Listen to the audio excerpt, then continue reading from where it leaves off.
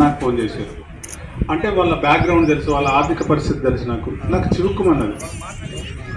ఒకరికి ఆమెకు సర్వీస్ చేయాలంటే ఒకరికి 10,000 15,000 ఇస్తే సర్వీస్ చేయగలుగుతారు, రోజు సర్వీస్ చేయగలుగుతారు. కానీ అది కూడా పెట్టుకోలేని పరిస్థితిలో ఉండి వాళ్ళ అనాథాశ్రయం కోసం నా రికమెండేషన్ అడిగింది.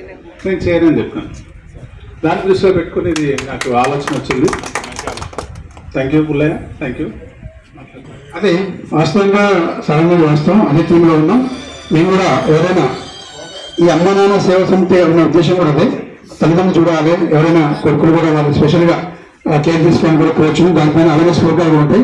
ఆ అవేర్నెస్ ప్రోగ్రామ్ కూడా చాలా వ్యవసాయాలు కూడా చాలా రావాల్సి వస్తుంది. ఖచ్చితంగా సర్వే చేస్తాం.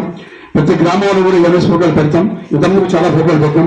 గతంలో సుందరమోహన్ కానీ వ్యవసాయ వచ్చారు. అదేవిధంగా వ్యవసాయం కూడా చాలా సోషల్ వర్క్ అంటే బాగా సార్కి ఇది. కాబట్టి సార్ని చేసి సార్ని గెస్ట్గా నేను తెలియజేయండి. వాస్తవంగా అయితే ఆశ్రమం వెళ్ళాలనుకున్నాం. సార్ కూడా మంచి సజెషన్ ఇచ్చింది. సార్ కూడా అనంతపురం ధన్యవాదాలు. కానీ ఈ ఆశ్రమాన్ని సాగినట్టుగా సార్ కోరుకున్నట్టుగానే అంత మించి అనిపిస్తున్నట్టు కోరుకుంటున్నాం. ఎక్కడ కూడా ఇంతవరకు కూడా ఎక్కడ ఫండ్ తెలంగాణ తీసుకోవడం జరగదు కూడా. అదే ఆలోచన మాకు.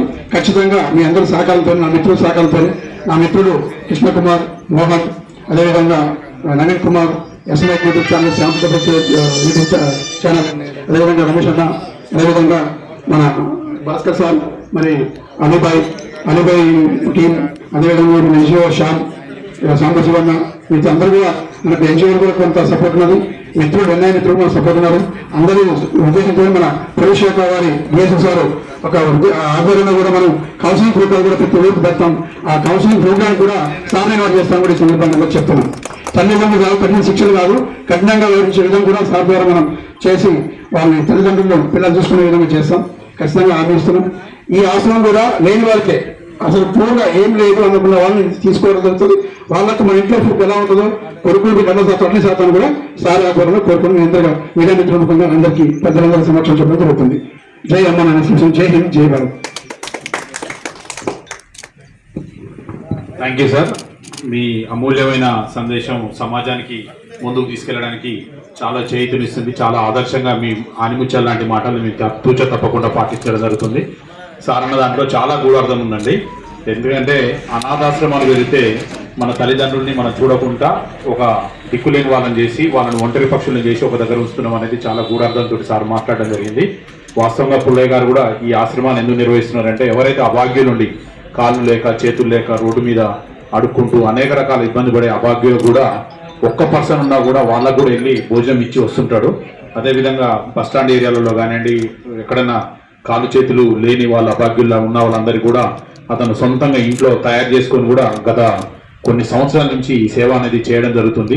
అంతేకాకుండా సమాజంలో ఈ రోజుల్లో ఎంతసేపు ఉన్నా కూడా ₹1 సంపాదిద్దాం, పైసా అని ఓవర్కమ్మో అని పరిగెడుతున్నాం. కానీ సమాజంలో ఒక మంచి పని చేద్దాం, డబ్బు కోసం కాకుండా ఒక సేవా కార్యక్రమం కోసం చేద్దామనే వాళ్ళు చాలా తక్కువ మంది ఉన్నారు. మన పుల్లయ్య మాత్రం ప్రేమ ఆప్యాయతను మారు రూపంగా ఉండి ఇంట్లో భార్యను పిల్లల్ని కూడా ఒప్పించి వంట వండి ఒక్కళ్ళు అనార్థులు ఉన్నా కూడా ఒక ఫోన్ వచ్చినా కూడా పనంతా కంప్లీట్గా అంటే పనంతా ఖరాబ్ చేసుకొని కూడా వాళ్ళకి వెళ్ళి భోజనం ఇచ్చి రావడం అనేది జరుగుతుంది. మరి కాబట్టి మన ఈరోజు చీఫ్ గెస్ట్ మన గౌరవమైన డిఎస్పీ గారు రవి గారి అమూల్యమైన సందేశాన్ని కూడా దాన్ని మనం అందరంగా తీసుకొని సమాజంలో అనాథలు లేని సమాజంగా తీర్చిదిద్దాలనే అంత మంచి ఆలోచన డిఎస్పీ గారు చేసినందుకు వారికి హృదయపూర్వక ధన్యవాదాలు తెలియజేస్తూ ఈ ఆశ్రమాన్ని పుల్లయ్య గారు కూడా చాలా చక్కగా సమాజ సేవే ధ్యేయంగా ముందుకు తీసుకుపోతాడనే పూర్తి విశ్వాసం కూడా నాకుంది. నేను కూడా చాలాసార్లు నేను సార్ ముందు చెప్తున్నాను, ఈ సోషల్ వర్క్లో నేను కూడా 28 years ఇచ్చాను లైనిజంలో, రెడ్ క్రాస్ సొసైటీలో. కానీ పుల్లయ్య ఇది పెడుతుంటే నేను కూడా సార్ మాదిరిగా ఆలోచించి అసలు ఏంటి పుల్లయ్యకు వయసులో ఉన్న పిల్లగాడు పైసలు సంపాదించుకోవాలి కానీ ఈ సమాజ సేవ అని పోయి అక్కడ ఆడ బస్టాండ్ దగ్గర పోయి భోజనాలు ఇస్తుంటాడు అది అని నేను కూడా చాలాసార్లు అనుకున్నాను. కానీ నిజంగా చెప్తే ఆ సహృదయం, ఆ ప్రేమతోటి నిండిన హృదయమే అది చేయగలుగుతుంది.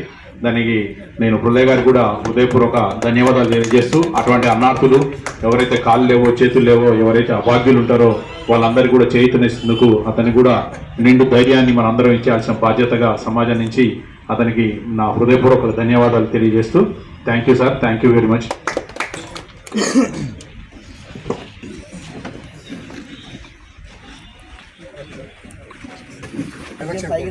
కుశల